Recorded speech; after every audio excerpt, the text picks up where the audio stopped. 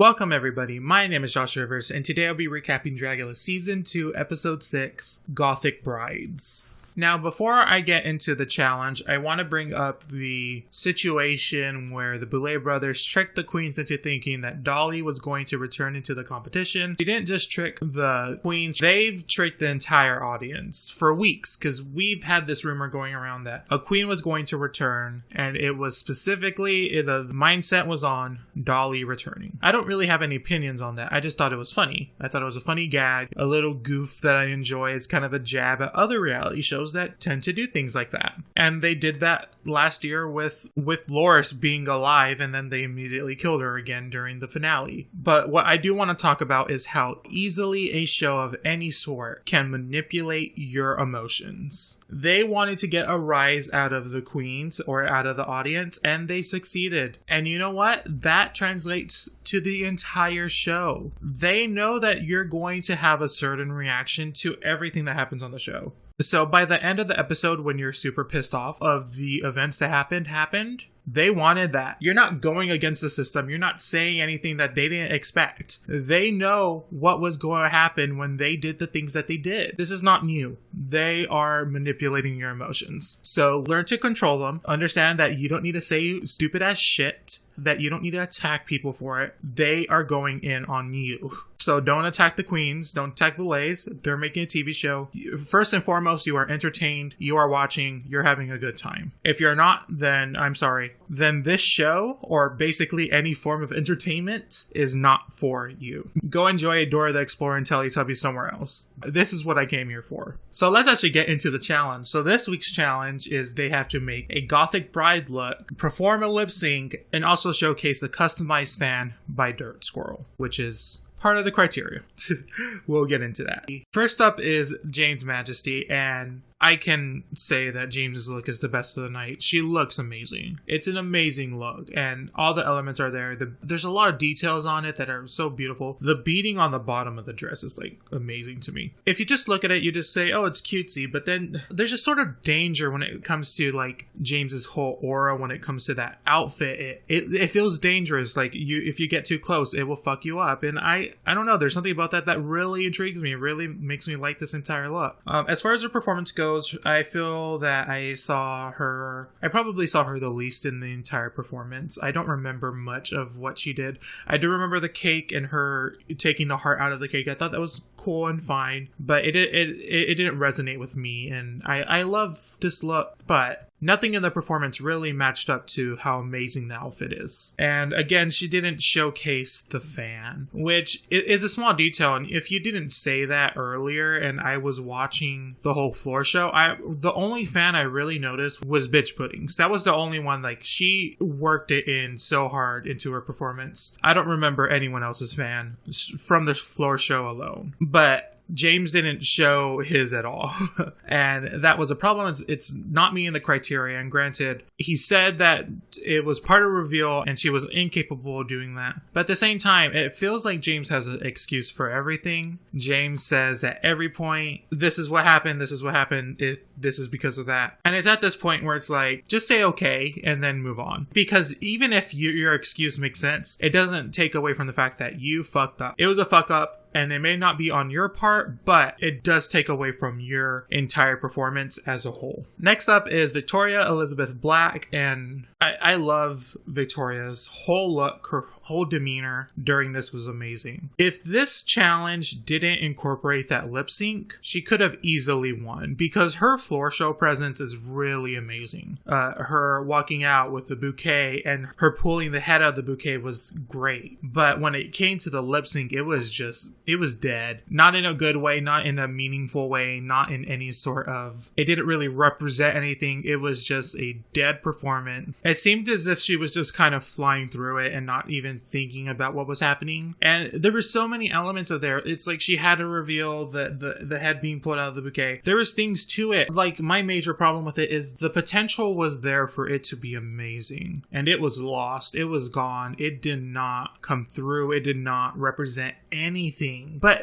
it was capable of that, and she's capable of that. I know she is. We've seen it. But as of this, it was a letdown, but I do think that her entire look altogether is amazing. Moving on to Abora. Abora's look, well, I don't think it's the best. And I do think it's a lower tier. I do think it's a good look overall. She's scary. That's her thing, that she works that very well. She's a monster, and that's her biggest strength in this competition, is she could do a very monstrous look, and it works really well with her. I like all the elements of it. A lot of people don't like the feathers. I love the feathers. I love the black smears. I love how scorched her entire outfit looks. I like all those elements. As far as the performance goes, her performance was bewitching. You were mesmerized. You watched that performance and saw this was something special. This wasn't just a normal performance. And I don't agree with the judges at all. All four of them. They all had differing opinions, and I don't agree with a single one of them, because that performance was polarizing. It was a very polarizing performance. I loved what she did, but the mistakes were mistakes. It wasn't just a sloppy punk rock performance. Those were mistakes. Those mistakes happened. Her holding up that sign upside down, while that could have been a metaphor or some sort of symbolism, it wasn't. It was a mistake. Her tripping was a mistake. Granted, she got right back up and kept performing, but it was an error. It was not supposed to happen. And I can't see it any other way, because that's how I first saw it when I watched it. If she told me afterwards it was symbolism, whatever, that doesn't matter to me, because when I first watched it, I was like, oh, that was not supposed to happen. And that's how I felt. That's how I feel. That's what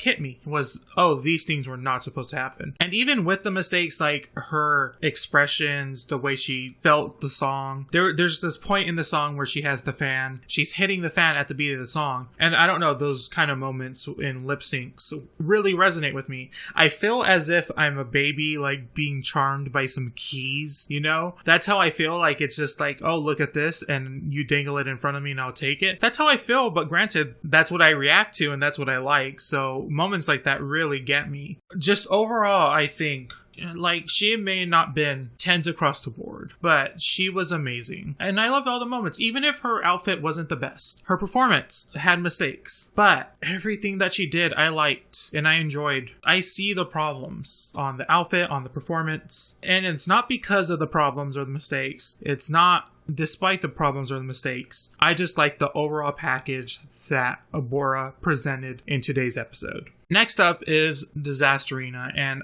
I really like Disasterina's look. It has a very regal feel. She made a lot of references to video games. There is a lot to it. Your eyes do not know where to look. The camera really had to show you what you were supposed to look at every given time. And her performance was, I don't want to say it was the worst. Like, even with Victoria, I felt it was trying. From my memory, I don't really remember much of Disasterina doing anything. I remember the smoking bouquet. I remember that. But there's nothing else in that performance I remember. Like, I feel as if you could have cut her out of that performance and we wouldn't have missed anything. It's just Disasterina overall just was forgotten by me, which is a hard thing to do when you're Disasterina. You do not forget Disasterina. Disasterina is noticeable. She's there. You cannot forget how she is and how she acts and how she represents herself. But she just got lost in that performance. It's as if she wasn't there. Next we have Bitch Pudding, and when you first see Bitch Pudding, she's on the ground laying down, but the expression on her face is so haunting. It's so ghastly looking. That smile is so, it like burns into your soul. But then she gets up and you see the outfit itself, and it's a pretty traditional looking, and I really wasn't sure what she was trying to do with it, because the entire challenge is a Gothic bride.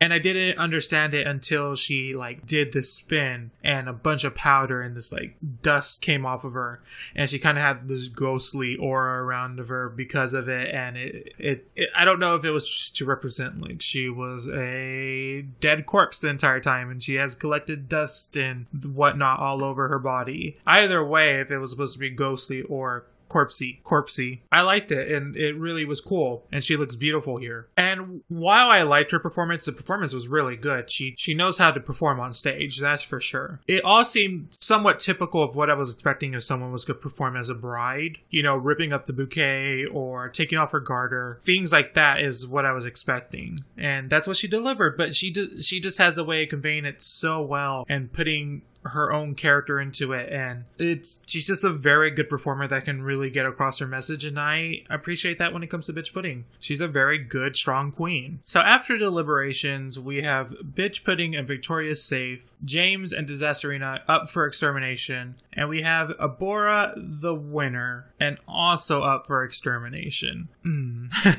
This is fun. This is a fun episode. So like how I said earlier, I disagree with all the judges at the exact same time, and because I disagree with all of them, I agree with all of them the same. It doesn't make any fucking sense of what is happening tonight and why this entire performance is so polarizing. Like, I enjoyed what Abora did. I did. But at the same time, there were some good points, there were some bad points. I don't understand how someone can see the good without the bad or see the bad without the good. It was all there. You saw it all. And I personally feel that Bitch Pudding should have won this performance because they really didn't have much negative to say about Bitch Pudding. They liked everything Bitch Pudding did. Bitch Pudding probably should have won this, and I feel at this point in the competition, if you're not in the top, you should be in the bottom. I think all 4 queens that were not the winner should have been in the bottom 4 and should have all done the extermination challenge. That's just my feeling, and seeing as what the extermination challenge is, it was possible they all could have done it, but that is not what happened. Do I agree with the decision? Not really. I don't. I'm pretty sure the queens that thought that Abora shouldn't won thought that they should have won, and the only one I could agree with that is Bitch Pudding. But at the same time, Bitch Pudding's response is, I don't think Abora should have won for lighting a bouquet of flowers on fire. And well, if it was so easy, you probably should have done that too. Instead of just ripping it up, you could have lit it on fire. I don't know. That's something that was possible that you could have done. Why didn't you do that? But I also can't help but feel that the entire thing would have went over smoother if she had just been the winner without the caveat of being in the bottom 3 as well. I feel as though she would have felt like if they all said, oh, they liked it, then that would have been fine. I liked it, and I haven't always agreed with their decisions on the winner. I think other girls should win, but I can see the reasoning. And if Abora had won that challenge, I could have seen the reasoning. But because she won was also up for elimination, that decision in and of itself was more polarizing than Abora's presentation to the judges. It was...